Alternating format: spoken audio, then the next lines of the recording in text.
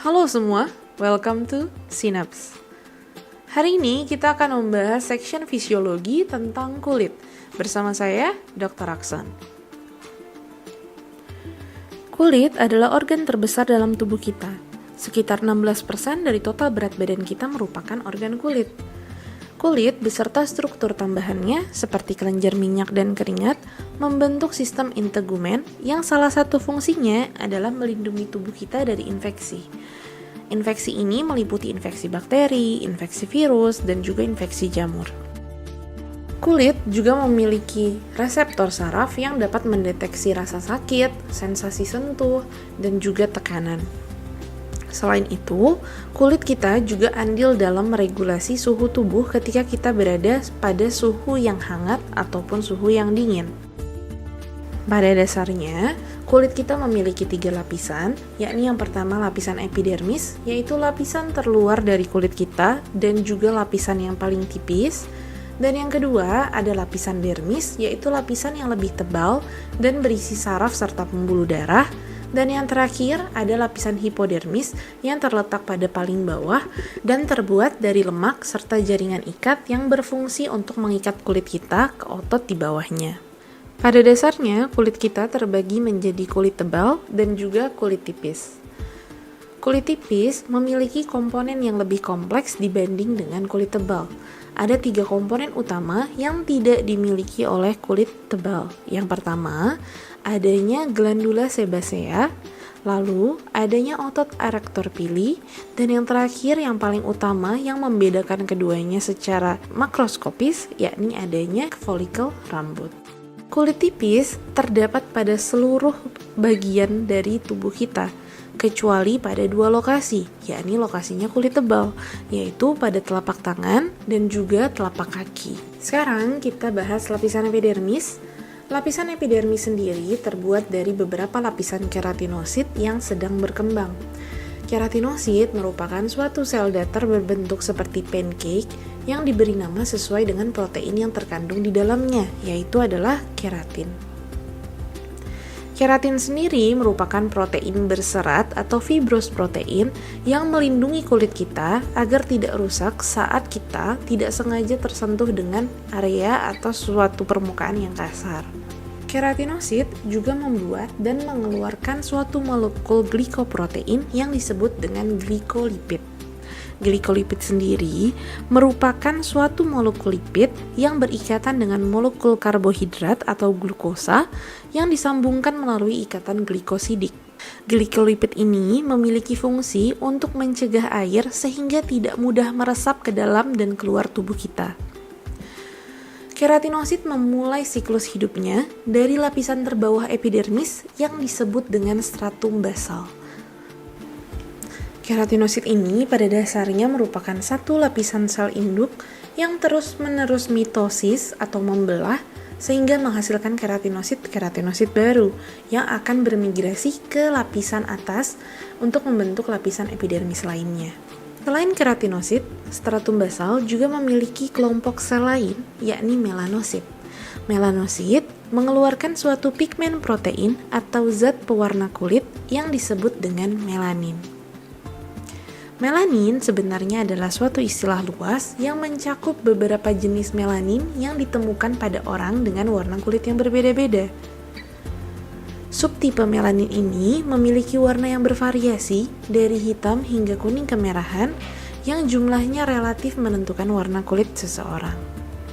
Ketika kulit kita terkena sinar matahari, keratinosit akan mengirimkan sinyal kimia ke melanosit untuk merangsang melanosit menghasilkan lebih banyak melanin. Melanin tersebut kemudian bertindak sebagai natural sunscreen atau tabir surya alami bagi kulit kita karena struktur proteinnya dapat menghilangkan atau menyebarkan sinar UVB. Sinar UVB ini jika dibiarkan dapat merusak DNA di sel kulit kita sehingga menyebabkan kanker kulit. Keratinosit juga mengandung molekul prekursor kolesterol yang dapat diaktifkan oleh UVB sehingga dapat menghasilkan vitamin D yang merupakan pengatur penting penyerapan kalsium. Ketika keratinosit di stratum basal mengalami maturasi atau kematangan sel dan kehilangan kemampuan untuk membelah diri, keratinosit tersebut akan bermigrasi ke lapisan berikutnya yang disebut dengan stratum spinosum. Stratum spinosum ini memiliki ketebalan sekitar 8 hingga 10 lapisan sel. Keratinosit pada lapisan stratum spinosum memiliki protein kecil yang disebut sebagai desmosom yang terlihat seperti duri kecil. Lapisan stratum spinosum juga memiliki sel dendritik yang berfungsi untuk mengintai. Pada dasarnya ini adalah sel kekebalan berbentuk seperti bintang yang terus bergerak atau terus berpatroli untuk mencari mikroba yang akan atau sedang menyerang. Lapisan berikutnya adalah stratum granulosum yang memiliki ketebalan 3-5 lapisan sel. Keratinosit pada lapisan ini memulai proses keratinisasi, yaitu suatu proses di mana keratinosit menjadi rata dan juga mati. Ini merupakan proses untuk menciptakan skin barrier epidermis. Dalam proses ini, keratinosit pada lapisan stratum granulosum menghasilkan sejumlah besar protein prekursor keratin dan juga glikolipid yang masing-masing tetap berada dalam bentuk butiran yang disebut sebagai keratohyalin granul dan juga lamellar granul. Keratohyalin granul mulai beragregasi dan berikatan silang membentuk kumpulan besar keratin di dalam keratinosit. Sedangkan lamellar granul akan disekresikan dan menempel pada permukaan sel luar, sehingga membentuk semacam semen di antara sel-sel dan membuat sel lebih tahan terhadap kekuatan eksternal dan kehilangan air. Seiring waktu, organel intraseluler ini akan hancur sehingga sel-sel menjadi rata dan juga mati. Proses keratinisasi tersebut mengarah pada perkembangan lapisan stratum lucidum yang merupakan lapisan dengan ketebalan 2 hingga 3 lapisan sel yang berisi keratinosit yang telah mati dan juga merupakan lapisan yang translusen atau lapisan yang jernih. Stratum lucidum hanya terdapat pada kulit yang tebal, yaitu kulit yang berada pada telapak tangan dan juga telapak kaki. Karena area-area tersebut merupakan area yang memerlukan perlindungan ekstra. Terakhir, ada stratum corneum, yaitu lapisan yang paling atas dan paling tebal dari epidermis. Lapisan ini sekitar 20 hingga 30 lapisan sel ketebalannya. Jika kita ibaratkan bagai membuat dinding, semen yang digunakan adalah glikolipid, sedangkan batu batanya merupakan sel-sel keratin yang mati. Keratinosit mati di lapisan ini mengeluarkan antibiotik alami yang disebut defensin, yang fungsinya dapat melawan atau dapat melubangi sel bakteri. Saat keratinosit baru terdorong ke dalam stratum corneum, sel-sel mati yang lebih tua akan terlepas dan membentuk serpihan kulit, atau bisa juga membentuk ketombe. Nah, ini ada sedikit tambahan, yaitu mnemonics untuk membantu kalian menghafalkan lapisan epidermis. Kalian bisa pilih mau hafalin dari atas ke bawah atau dari bawah ke atas, tergantung dari preferensi kalian lebih suka dan lebih nyaman menghafalkannya seperti apa. Kalau untuk lapisan atas ke bawah, kita bisa pakai mnemonics come let's get sunburn.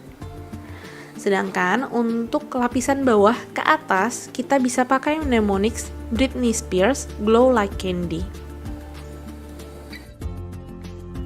Sekarang kita lanjut ke lapisan dermis, yaitu lapisan yang terletak di bawah stratum basal epidermis dan jauh lebih tebal dari lapisan epidermis itu sendiri. Dermis terbagi menjadi 2 lapisan. Pertama, kita bahas dulu yang lapisan papiler, atau biasa disebut dengan papillary layer. Lapisan papiler merupakan lapisan tipis di bawah stratum basal yang mengandung fibroblast untuk menghasilkan protein jaringan ikat yang disebut dengan kolagen. Fibroblast ini tersusun dalam tonjolan-tonjolan sehingga dinamakan dengan papilla karena bentuknya seperti papil-papil. Masing-masing papil ini berisi pembuluh darah dan ujung-ujung saraf. Salah satu jenis ujung saraf yang ditemukan di sini adalah ujung saraf bebas, yaitu dendrit-dendrit yang mendeteksi rasa sakit. Jenis saraf lain yang dapat ditemukan di lapisan papilla dermis ini disebut dengan sel Meissner. Ini adalah suatu struktur berbentuk cakram yang dapat mendeteksi sentuhan halus. Lapisan papiler juga mengandung makrofag yang berfungsi untuk menangkap patogen yang berhasil melewati epidermis. Lapisan papiler juga berperan dalam pembentukan sidik jari kita, sehingga membuat masing-masing kita memiliki keunikan tersendiri, dan sidik jari juga merupakan identitas kita. Sidik jari ini juga diperlukan untuk membantu kita dalam memegang sesuatu agar tidak slip atau tidak tergelincir, dan juga membuat kita bisa merasakan sensasi ketika menyentuh sesuatu dengan jari tangan atau jari kaki kita. Selanjutnya adalah lapisan retikuler dermis. Lapisan ini lebih tebal dari lapisan papiler. Lapisan retikuler juga mengandung fibroblast dengan makrofag yang tersebar. Namun, kolagen pada lapisan retikuler tersusun sangat rapat dan menjadikannya penyangga jaringan yang sangat baik. Selain itu, fibroblast di lapisan retikuler juga mengeluarkan elastin yang merupakan protein elastis untuk memberikan fleksibilitas pada kulit kita. Lapisan retikuler juga memiliki struktur aksesori kulit seperti kelenjar minyak dan kelenjar keringat, folikel rambut, saraf, pembuluh limfatik, serta semua pembuluh darah yang melayani jaringan ini. Salah satu jenis ujung saraf yang ditemukan di sini disebut sebagai corpus Pacinian. Ini merupakan struktur yang mendeteksi tekanan atau getaran, sehingga kita bisa merasakan seseorang memegang lengan kita. Karena lapisan retikuler mengandung banyak pembuluh darah dan kelenjar keringat, lapisan ini juga bertanggung jawab untuk mengatur suhu tubuh kita. Saat suhu tubuh meningkat, seperti saat kita sedang berolahraga, sistem saraf akan membuat pembuluh darah kita menjadi dilatasi dan membuat kelenjar keringat mengeluarkan keringat. Pada momen yang sama, musculus arrector pili akan menarik folikel rambut sehingga rambut pada kulit kita akan cenderung seperti menempel pada kulit. Pelebaran pembuluh darah juga membawa lebih banyak darah mendekat ke permukaan kulit dan memungkinkan panas untuk hilang ke lingkungan luar kulit. Saat keringat melapisi permukaan kulit, dibutuhkan panas untuk penguapan ini, sehingga panas dalam tubuh kita akan perlahan hilang dari permukaan kulit seiring dengan setiap tetes keringat yang menguap. Sebaliknya, saat cuaca dingin, pembuluh darah kita akan menyempit sehingga mengalihkan aliran darah dari kulit dan tidak ada keringat.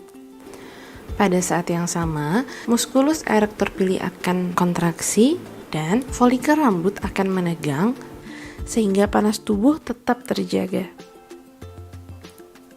Terakhir, ada lapisan yang berada tepat di bawah dermis yang disebut dengan hipodermis atau jaringan subkutan. Lapisan ini mengandung sel-sel lemak yang disebut dengan adiposit, yang mana berfungsi membantu menyimpan sebagian besar lemak dalam tubuh kita.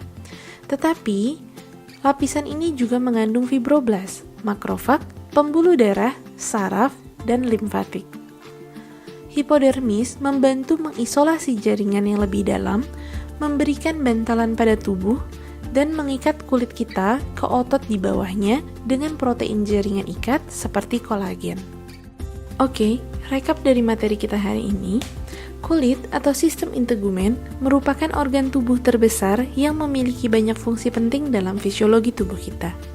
Sistem integumen dibagi menjadi 3 komponen utama, termasuk epidermis, dermis, dan hipodermis. Epidermis adalah lapisan paling atas dan bertanggung jawab dalam melindungi kulit kita dari patogen dan lingkungan sekitar. Juga dapat membantu untuk produksi vitamin D dan untuk memberi warna pada kulit kita. Lalu, lapisan dermis terletak di bawah epidermis dan mengontrol pengaturan suhu serta memiliki reseptor saraf. Yang terakhir, hipodermis merupakan lapisan yang terletak di bawah dermis dan menjadi titik perlekatan antara kulit ke otot yang lebih dalam. Oke, sekian materi kita hari ini tentang fisiologi kulit. Jika kalian punya pertanyaan, boleh banget untuk komen di bawah. Dan jika kalian rasa materi ini penting, silakan share, subscribe, like, dan komen. Jangan lupa untuk follow media sosial kita @connectingsinap. Kita akan jumpa lagi Senin depan dengan materi lainnya. Bersama saya Dr. Akson. Together, we make it easier.